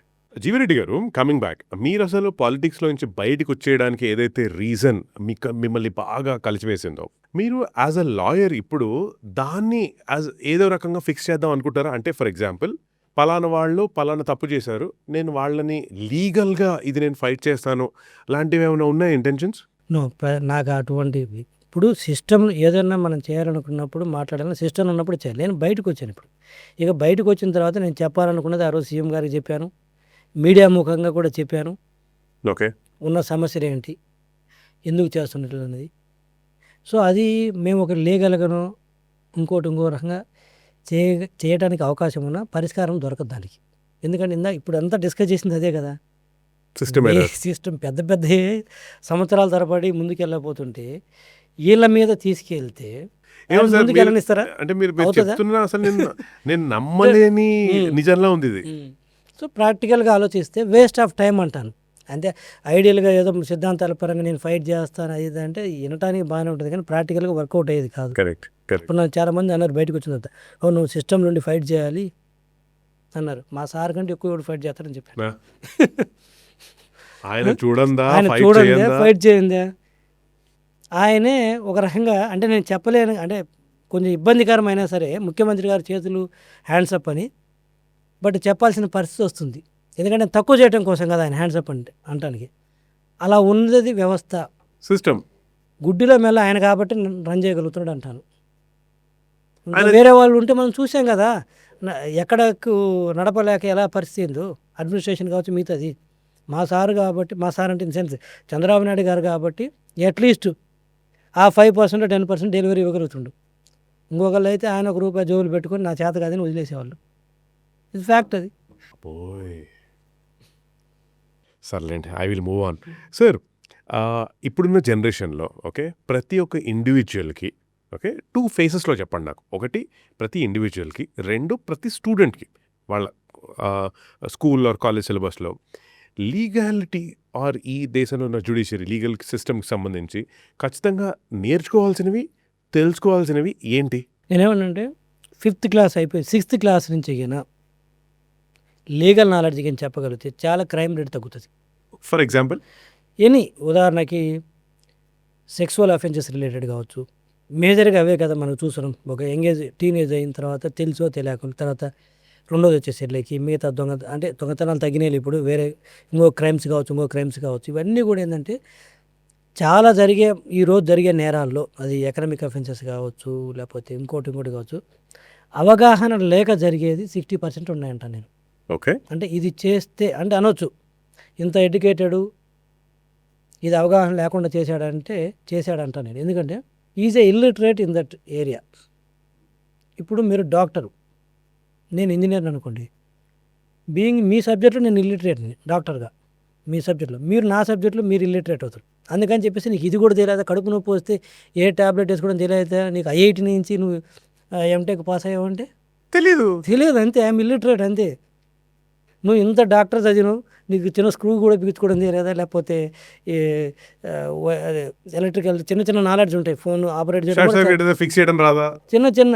పెద్ద డాక్టర్లు ఉంటారు, వాళ్ళు ఐఫోన్ అంటే స్మార్ట్ ఫోన్ ఆపరేట్ చేయడం కూడా తెలియదు చాలామంది ఉంటారు. కరెక్ట్. ఇంత పెద్ద డాక్టర్ నీకు స్మార్ట్ ఫోన్ ఆపరేట్ చేయడం తెలియదు, ఈజ్ ఇల్లిటరేట్ ఇన్ దట్. అలానే నువ్వు యూ షుడ్ నాట్ బ్లేమ్ ఇమ్మంటాను. నువ్వు చట్టం గురించి అవగాహన లేదా, నువ్వు ఇంత తప్పు చేసావు, ఇంత చదువుకున్నావు, ఇంత స్థాయి, ఇంత వయసు వచ్చింది, నీకు తెలియదంటే తెలియదు. సో 50% 60% రీజన్ ఇది ఉంది. నువ్వు 6th క్లాస్ నుంచి వాడికి లీగల్ నాలెడ్జ్ అంటే సింపుల్, ఇదిగో ఈ తప్పు చేస్తే ఈ శిక్ష పడుతుంది అనేది ఆ ఇంకల్కేట్ చేయగలిగితే ఆ చిన్న వయసులో అది ఇంకా ఎక్కువ రిజిస్టర్ అవుతుంది. అదే నీకు ఒక 30 సంవత్సరాలు కూడా చెప్పావనుకో, అది అంత తొందరగా రిజిస్టర్ భయంతో మనం ఏదైనా ఎక్కిస్తే అది ఎక్కువ రిజిస్టర్ అవుతుంది. అవగాహన వేరు, భయపెట్టి చెప్పడం వేరు. భయపెట్టి చెప్తే ఎక్కువ రిజిస్టర్ అవుతుంది అంటారు. భయపెట్టి 30 సంవత్సరాలలోకి చెప్పలేము మనం. 6th క్లాస్ ఒక 12-13 సంవత్సరాలకి అయితే భయపెట్టి చెప్పచ్చు. అది ఎడ్యుకేషన్ ఈజీ. అది కూడా టీచర్ చెబితే ఇంకా ఎక్కువ ఎక్కుతుంది. కరెక్ట్. అది ఉచిత సలహా అవుతుంది. సిలబస్లో భాగంగా నేర్చేసుకుంటాం. సిలబస్లో భాగంగా టీచర్ చెప్తే ఎక్కువ రిజిస్టర్ అవుతుంది. Correct. తల్లిదండ్రులు చెప్పేదానికంటే కూడా. సో అన్ఫార్చునేట్లీ అది కాకుండా ఈ వేరు స్టోరీలు సే లీడర్స్ గురించో ప్రభుత్వ పథకాల గురించో పుస్తకాలు పెడుతుండ్రు. కరెక్ట్. సో ఇది for the student 6th class నుంచి ఇది సిలబస్లో లీగల్ సిస్టమ్ గురించి తెలుసుకోవాలి. గ్రోన్ అప్ ఇండివిజువల్స్కి ఏం తెలుసుకోవాలి? అది వీలైనంత వరకు అవగాహన కల్పించడం అనేది. అవగాహన కల్పించడంలో చాలా తక్కువ ఉన్నారు అంటాను నేను అనేది. సో అవగాహన ఎలా తెలుసుకోవాలంటారు? మీడియా ద్వారా government has to take initiative అంటున్నాను. గవర్నమెంట్ ఇనిషియేటివ్ తీసుకొని ఇప్పుడు మీకున్న బిజీ మీకు ఉంటుంది. మీరే మీ వర్క్ మీద మీరు ఫోకస్ చేస్తుంటారు. అలా తెలుసుకోవాలంటే ఎన్నేం తెలుసుకుంటారు, చాలా ఉంటాయి. అందుకని ఇలాంటి కొంచెం క్రైమ్ రిలేటెడ్ ఉన్నవి, కొంచెం సిస్టమ్ మీద ఎఫెక్ట్ పడే అంశాల మీద గవర్నమెంటే కొంచెం ఫోకస్ చేసి అవగాహన కల్పిస్తుంటే కొంత తగ్గుతుందంట. అసలు ఆరిజిన్ అయితే అది. So and at the same time cyber క్రైమ్కి సంబంధించి కూడా మీ దగ్గరికి చాలానే వస్తుంటాయి. సైబర్ క్రైమ్స్ చాలా జరుగుతుంటాయి. So how as a advocate, as a lawyer, ఇంకా విచిత్రం ఏంటంటే సైబర్ క్రైమ్స్లో ఎక్కువగా మోసపోయేది బాగా హైలీ ఎడ్యుకేటెడ్ మంచి స్థానంలో ఉన్న వాళ్ళు. సైబర్ క్రైమ్స్ అయితే అంటే ఈ ప్రపంచ జ్ఞానం ఉండి చదువుకున్న వాళ్ళేనా? బాగా అంటే ఇందాక నేను చెప్పేది highly qualified doctor smart phone use చేయలేడు. కరెక్ట్ కదా. ఎట్ ద సేమ్ టైం దీన్ని ఎట్లా అంటే అడ్డదిడ్డంగా వాడగలిగిన వాడే మోసపోతాడు. దాని నుంచే కదా వాడు ఇన్వెస్ట్మెంట్ చేసేది, పెట్టుకొని సిస్టము పెట్టుకొని బాగా హైలీ ఎడ్యుకేటెడ్ అనేది ఎక్కువ మోసపోతాడు. ద రీజన్ ఇది ఆశ. సో దానికి మీరు ఇచ్చే సొల్యూషన్ ఏంటి? అంటే ఇన్ ద సెన్స్ సొల్యూషన్ అంటే సలహా ఏంటి సైబర్ క్రైమ్ బారిన పడే వాళ్ళకి, విక్టిమ్స్కి? అత్యాసే, వాళ్ళకి తెలియక కాదు, ప్యూర్లీ అత్యాసే. ఎలా ఇప్పుడు ఉదాహరణకు చెప్తాను, నాకు తెలిసిన వాళ్ళు ఈ మధ్య చాలామంది పోగొట్టుకున్నారు. నువ్వు నాకు దీంట్లో ఇన్వెస్ట్ చేయి, నీకు 30 లక్షలకి 50 లక్షలు ఇస్తానంటే నువ్వు అవతల అడిగేవాడు ఎవడో తెలియదు నీకు. నువ్వు ఏ అకౌంట్లో డిపాజిట్ చేస్తున్నావు నీకు తెలియదు. ఒక అకౌంట్ ఇస్తే ఇంకొక అకౌంట్లోకి వెళ్ళిపోతుంది. నీకు క్లియర్ తెలుస్తుంది. ఇంక ఇందులో ఆ డబ్బు అంటే ఇది నీకు ఇప్పుడు తెలిసిన వ్యక్తికి ఇంటి పక్కన వాడికో బంధువుకో వాళ్ళు 1,00,000 అడిగితే ఇవ్వనంటాడు. ఎందుకంటే వాడు తక్కువ వడ్డీతో అదే అసలు ఇవ్వడన్న భయంతో. కానీ ఇక్కడ ఏం చేస్తాను, నీకు ఒక 50 లక్షలు పెడితే 50 లక్షలు వస్తుంది, 1 కోటి పెడితే 1 కోటి అవుతుంది అంటే ఇమీడియట్గా పోయి ఇన్వెస్ట్ చేస్తావు. ముక్కు మొహం తెలియని వాడికి నువ్వు ఏ అకౌంట్లో అయితే ఏ అకౌంట్లో క్రియేట్ అవుతుందో తెలియదు, వాడు ఎక్కడ అడుగుతుందో తెలియదు, ఫోన్ కాల్ త్రూ లేదా ఒక చాట్ ద్వారా చేస్తున్నావు. ఇందులో ఇంకేం చెప్పాలంటున్నాడు, ఎవరిని అప్రోచ్ అవ్వగలడు? వాడు బాగా చదువుకొని సిస్టమ్ మీద యాక్సెస్ ఉండి ఆ సమాచారం అంటే ఇన్వెస్ట్మెంట్స్ మీద పెట్టుబడుల మీద బాగా అవగాహన ఉన్న వ్యక్తి అట్రాక్ట్ అవుతాడు దానికి. కరెక్ట్. పెట్టుబడుల మీద అవగాహన ఎవరికి వస్తుంది? డబ్బులు ఉన్నవాడికి వస్తుంది. పెట్టుబడి పెట్టారని వాడు ఆల్టర్నేటివ్ చూస్తుంటాడు. ఇక్కడ 24% వస్తుందా, 36 వస్తుందా, 48 వస్తుందా, లేదా 100% వస్తుందని. అంటే ఇది ఎంత మెచ్యూర్డ్ అవుతున్నావు. Correct. Is exploring the investment opportunities for good returns, high రిటర్న్స్కి ఎక్స్ప్లోర్ చేసే వ్యక్తి ఎంత నాలెడ్జబుల్ పర్సన్. మోసపోయేది ఇతనే. సార్ మీ తెలిసిన వాటిలో పెట్టండి. స్టాక్ మార్కెట్ ఉంది ఒకవేళ వరస్ట్గా అసలు లిస్టెడ్ కంపెనీస్ ఉన్నాయి, పెద్ద లిస్టెడ్ కంపెనీలు. మన దేశంలో అరేంజ్ మ్యారేజ్ టైప్ అంతా ముక్కు మొహం తెలియని నమ్మేస్తాం. ముక్కు మొహం తెలియని ఇక్కడ అంతే కళ్ళ ముందు ఇన్వెస్ట్మెంట్స్ ఉంటాయి మంచి లిస్టెడ్. అంటే స్టాక్ మార్కెట్ కూడా నీకు ఇంట్రాడే అని అదంతా మళ్ళీ it's gambling type. Correct. But మంచి ఫండమెంటల్గా స్ట్రాంగ్ ఉన్న కంపెనీస్ ఉన్నాయి, మంచి ఇన్స్టిట్యూషన్స్ ఉన్నాయి కూడా. వాటిల్లో పెట్టండి 18%, 24% వస్తుంది. బట్ చాలదే, మనకి 500% కావాలి. ఆశకు ఇంకా అవగాహనతో సంబంధం లేదు. చెప్పినా కూడా నేను పిచ్చోడు అంటారు. Sir one final question sir, మీ ఎక్స్పీరియన్స్లో మీరు పేర్లు చెప్పకుండా tell me one case study as a case that shocked you. మీరు అవాక్ అయిపోయిన పేరు లేకుండా చెప్పండి. పేరు అవాక్ అయిన కానీ ఒక వ్యక్తి వాళ్ళ ఫాదర్ని మర్డర్ చేసి వచ్చి బయటపడకపోతే మా ఫ్యామిలీ నాకు ఎవరు లేరు, ఇంకా మేము రోడ్డును పడతాం నా పిల్లలని చెప్పాడు. మీరేమన్నారు? ఇదే మీరు అన్నట్టు అవాక్కయ్యారన్నారు కదా, అవాక్కయ్యామంతే. 2 more ఎగ్జాంపుల్, నాకు మొత్తం 3 ఎగ్జాంపుల్స్ చెప్పండి మీరు షాక్ అయ్యేవి. సో ఇదొకటి అంటే పెద్దగా ఇంకా ఇప్పుడే కదా నాకు ఈడీ కేసులో అన్ని షాక్ కేసులే ఇంకా. అది కూడా ఒక ఎగ్జాంపుల్ ఏదైనా చెప్పండి సార్. అంటే పేరు లేకుండా తెలుస్తుంది అంటే ఐడెంటిఫై చేసుకుంటూ తక్కువ కేసులు బట్ ఇట్స్ ఓకే. కస్టమర్స్ దగ్గర నుంచి దాదాపు ఒక 2,000 కోట్ల రూపాయలు వసూలు చేశారు. ఓకే. 2,000 కోట్లు వసూలు చేసేంత వరకు వీళ్ళేం చేస్తున్నారు? ప్లాట్స్ అవి డెలివరీ ఇస్తామని చెప్పి తీసుకున్నారు పాపం. ఇచ్చేశారు. రాలేదు. 2 సంవత్సరాలు, 3 సంవత్సరాలు, 4 సంవత్సరాలు, 5 సంవత్సరాలు చూసారు రాలేదు. తెలుసా? కేసులు వేశారు. కేసు వచ్చింది మా దగ్గర. I can remember the name. Yes. ఉంటాయి ఇలాంటివి అంటే ఐడెంటిఫై చేసుకుంటారు. ఎందుకంటే పెద్ద కేసులన్నీ ఈజీగా తక్కువ ఉంటే ఐడెంటిఫై చేసుకుంటారు. అదే నేను బాగోదు. అవ్వగలిగాను. ఎస్. బట్ సార్ ఇది టార్చ్ బేరర్స్ అన్న పాడ్కాస్ట్ కాబట్టి ఓకే, మీ లైఫ్లో మీకు టార్చ్ బేరర్స్గా ఉన్న ఒక 3 పేర్లు చెప్పగలుగుతారా? ఫస్ట్ పేరు అంటే నేను శ్రీ నారా చంద్రబాబు నాయుడు గారి పేరు చెబుతాను. రెండోది వెంకయ్య నాయుడు గారు. మూడోది వచ్చేసి నేను బేసికల్గా కాంగ్రెస్ పర్సన్ని. ఓకే. అంటే నేను వీళ్ళిద్దరితో నాకు వ్యక్తిగతంగా పరిచయం ఉంది. బట్ పరిచయం లేకపోయినా కూడా నేను ఇందిరాగాంధీ గారు అంటే నాకు ది ఐరన్ లేడీ అని. అండ్ ఈ 2026 అన్న సంవత్సరం ఓకే, మీరు డెఫినెట్గా నేను ఏదో ఒక డ్రైవింగ్ ఫోర్స్ లాగా ఇది పెట్టుకొని దీన్ని నేను ఒక ఎయిమ్గా పెట్టుకొని నన్ను నేను డ్రైవ్ చేసుకుంటాను అనే ఒక అంశం ఏదైనా ఉందా?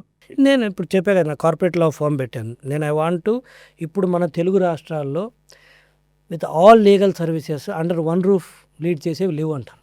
ఓకే. సో దాన్ని నేను నెంబర్ 1 తీసుకురావాలి టాప్గా. I want to give all legal services under one roof with reasonable cost. Right. Yeah. That is my main aim ఇప్పుడు బయటకు వచ్చిన తర్వాత. సో అది 1 or 2 yearsలోనే నేను రీచ్ అవ్వాలనేది పెట్టుకున్నాను. మీరు 2026లోనే రీచ్ అవ్వాలని కోరుకుంటున్నాను. Thank you so much. Thank you so much for your time. Thank you. And almost 1 year తర్వాత మీరు బయటకు వచ్చి మాట్లాడుతున్నప్పుడు నాకు అవకాశం ఇచ్చినందుకు thank you very much. Thank you so much. మీరు లాయర్ కాబట్టి నేను ఒక పుస్తకం చదివాను సార్ విత్ రిగార్డ్స్ టు లా. నాకే వావ్ అనిపించింది. నేను అలాంటిది మీకు కూడా ఇద్దాం ప్లీజ్ అనుకుంటున్నాను. కైండ్లీ. ఇది నాని పాల్కి వాళ్ళ పుస్తకం. ఓనా. So thank you. I really like reading book sir. నాకు Thank you, నచ్చింది. ఐ థాట్ మీకు ఇది Yeah, sure, sir. కనెక్టింగ్గా ఉంటుందేమోనని ఇచ్చాను. Thank you so much. Hope you read. Thank you so much sir. Thank you. Right sir.